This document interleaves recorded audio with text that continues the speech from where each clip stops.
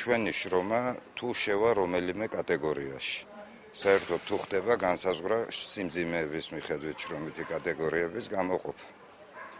მივიღე ბატონი მინისტრისგან პასუხი, რომ აუცილებლად დააზუსტებს ამ საკითხს. და აუცილებლად თუ კი ასეთი მოძრაობა მიმდინარეობს, აუცილებლად ჩაერთვება. მე ამ პასუხმა დამაკმაყოფილა აბსოლუტურად ამ ეტაპზე. დოზითაც მოსახლეობა იზრდება ჩვენი რეგიონის საფხულის პერიოდში, იმ დოზით იზრდება გამოძახებები.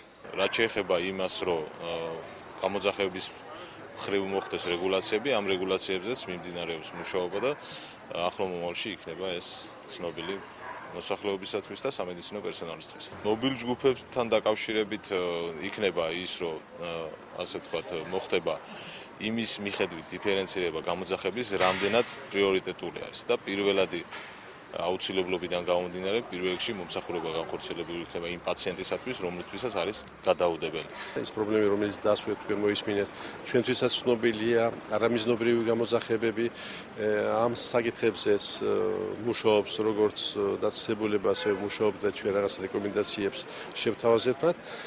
და გარდა ამისა, ზაფხულის პერიოდი მოვიდა, ზაფხულს აქვს მისი თავისებურებები, პაპანაკება, სიცხე, მოსახლეობის რაოდენობა იზრდება, შესაძლებელია გაიზარდოს გამოძახებათა რაოდენობა, ამიტომ სამსახური მზად უნდა იყოს, რომ ყველა გამოძახება შესრულდეს როულად და ხარისხიანად.